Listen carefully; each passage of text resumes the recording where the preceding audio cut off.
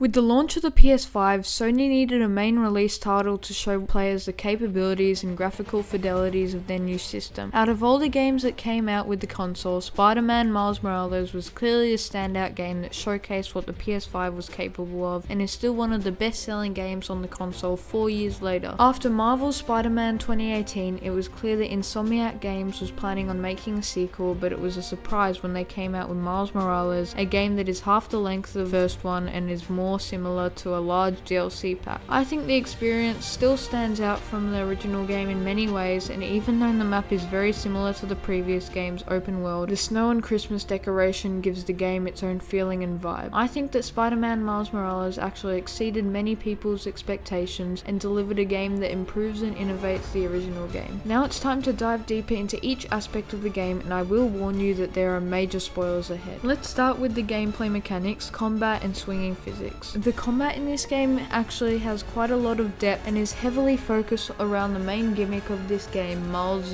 Venom powers. He can use these electric bursts built up by comboing enemies, and we'll go into detail for each one of these powers. The first Venom attack you learn in this game is the Venom Punch, which launches you forward into anybody in front of you, punching them right in the face with a powerful electricity shot which usually knocks your opponent down. The Venom Smash is another forceful way to knock down enemies, except this time you start in the air and smash down into the ground, knocking back everyone within your electrical radius. Venom Dash allows you to quickly jolt forward extremely fast, either while swinging around the city or to get closer to enemies. Venom Jump might be my personal favorite Venom power, as if you use this on the ground, it launches enemies within your radius into the air, allowing them to be comboed while in the air, having no way of defending themselves and being stunned with electricity. Finally, the Mega Venom Blast costs 3 whole energy blasts and stuns multiple enemies around Miles, while also healing him at the same time. Performing combos on enemies in this game is super satisfying, but the most satisfying part about this whole combat system might be dodging an enemy attack and sliding through their legs only to hit them from the back. Stealth in Miles Morales is just alright, but with all these other powers you probably won't be using it that much. When scanning enemies, the game tells you if taking them out would be safe or if it would alert other enemies, making it too easy to know if you should perform a takedown on an enemy. The main part of stealth in this game is the ability to become camouflaged for a short amount of time, which can be very fun while sneaking past enemies, but I think it is good that this power has the time limitation, as otherwise it would be too overpowered and you would find yourself being stealthy more than actually using the game's many combat abilities. There are unlockable gadgets that can be used in this game, but I really only found myself using these if I had to, like sticking something together with web shooters or completing an achievement with remote mine. Speaking of achievements, Spider-Man Miles Morales is one of the few games that I have achieved the Platinum Trophy for, and after 27 hours in this game,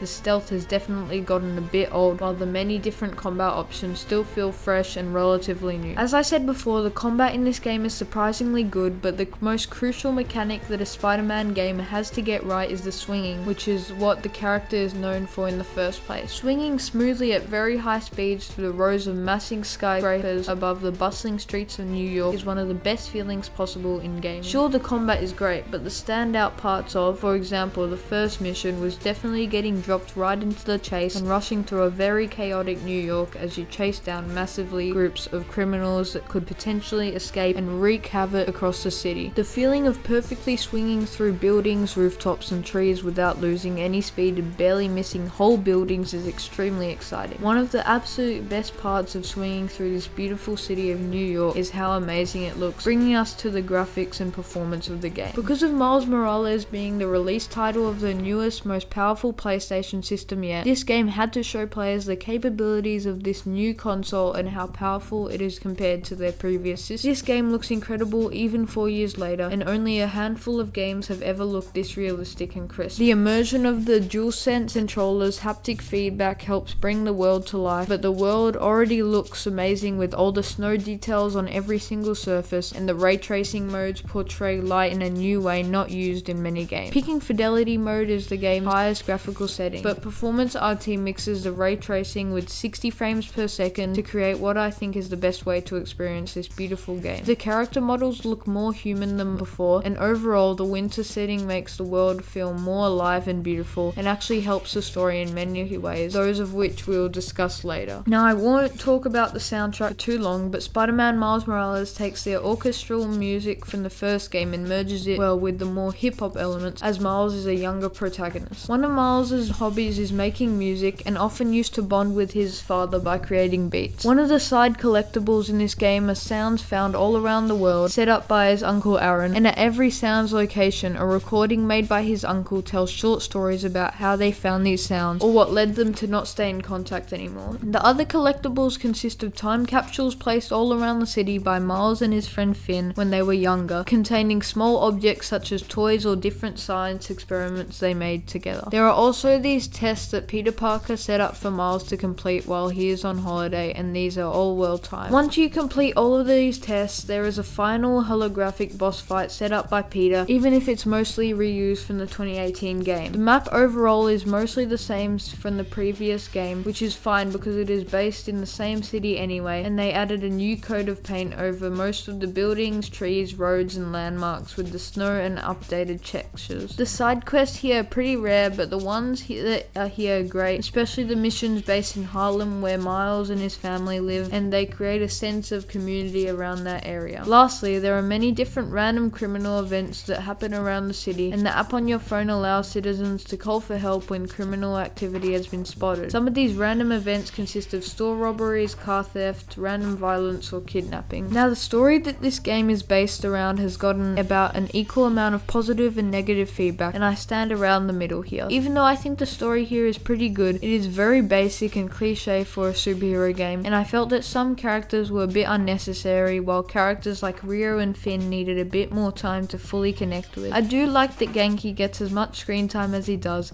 as I do enjoy his character and role in the game. Miles himself is done pretty well, but my only complaint is that his voice is a bit annoying. Now, I know you guys are probably thinking that I can't be talking because my voice is annoying too, but if you subscribe to the channel, my voice will magically get better. Miles's uncle Aaron is an interesting mix between a good and bad character, but some of his lines do feel quite predictable and even corny at times. The twist of him being the Prowler and how he actually works with the main antagonist Simon Krieger to kidnap Miles and Finn, and eventually when you fight him after he kidnaps you to try and keep you safe, paints him as one of the bad guys, but in the end he does expose Krieger and sacrifices a lot to keep Harlem safe. Overall, much of the storyline is about how Miles is living in a warm and welcoming community in Harlem, and at the end of the story they do come to Miles's aid, protecting him from the media and helping him get back up. Now, many people, especially for the first third of the game, will say that the Tinkerer is the main enemy in the game, but once you find out that your childhood friend Finn is the Tinkerer and that she is trying to get revenge of Roxxon by destroying their lab, makes you more sympathetic for her character. Finn and her relationship with Miles is very interesting, and she, for me, is the most intriguing part of Spider-Man Miles Morales' story. Genki, Miles' new friend from college, is one of the two people, the other being Peter Parker, who know of Miles' identity from the start of the game. He is actually a good character with pretty much no depth but a likable personality, and he is the brains behind the Spider-Man app and most of Spider-Man's suits and gadgets. Finally, we talk about the Morales family, which consists of Aaron, who we've already talked about, but also Rio, Miles' loving mum, who even after finding out about his true identity, still cares for and loves him. She is a character who is very hard to dislike and is an important part of bringing the Harlem community together. Lastly, Miles is an African-American/Hispanic teenager who has to juggle the responsibilities of being in school with protecting New York from criminals or any type of danger. He is courageous and brave, but he is also a pretty cliche teenage superhero with not that many unique characteristics. He also nearly always forgives people for their past actions, like the ending with Finn or after winning the fight against the Prowler. Overall, Miles Morales does a good job at being a fun and heroic main character, and does enough to differentiate himself from Peter Parker. I like how Miles' culture is represented in this game, as walking through his home or the streets party before Rio's counselor speech feels like you're experiencing the cultures of many residents and of Miles himself. His character development in the game is also great, as he becomes the second Spider-Man that Harlem and all of New York needed. Story-wise, I actually think that Spider-Man Miles Morales improves on the original game, even if it is shorter. With the gameplay, Miles Morales flows better and feels more fluid, especially with the swinging, which is faster and smoother than ever before. The addition of Spider-Man's new Venom powers is a cool idea, but I feel like it was a bit too focused on, and I used it in nearly every fight. I definitely think that if Miles Morales was a bit longer, it would definitely live up to the nearly full price tag of what is currently $94, but I do understand that Miles Morales was just a building on the original game, showing off the new capabilities of the PS5 and telling more of a small community-based story. The map is basically the same, but the change to a winter setting adds a new feel and one that I actually prefer over the 2018 game setting. The winter time frame makes the mostly reused map feel quite different, with holiday decorations and new textures scattered across the map. Overall, Spider-Man Miles Morales is a good to great addition to the Marvel Spider-Man series, with a whole new combat system, storyline focus, and many different things to do interact with in the world. For me, this game excels in the different gameplay mechanics such as the combat, special moves, and swinging, as well as creating a diverse and engaging map to explore. There are not many other experiences in all of gaming like the feeling of swinging through Times Square or Central Park at extremely high speeds, and especially the swinging in this game is improved on from the original mechanics and just so fluid and engaging. So for me, Spider-Man Miles Morales is a great experience I think is worth buying if you are even remotely a fan of the Spider-Man series or the open world action adventure game genre. Now watch this video if you don't like to touch massive candles while they are burning, and here's a song.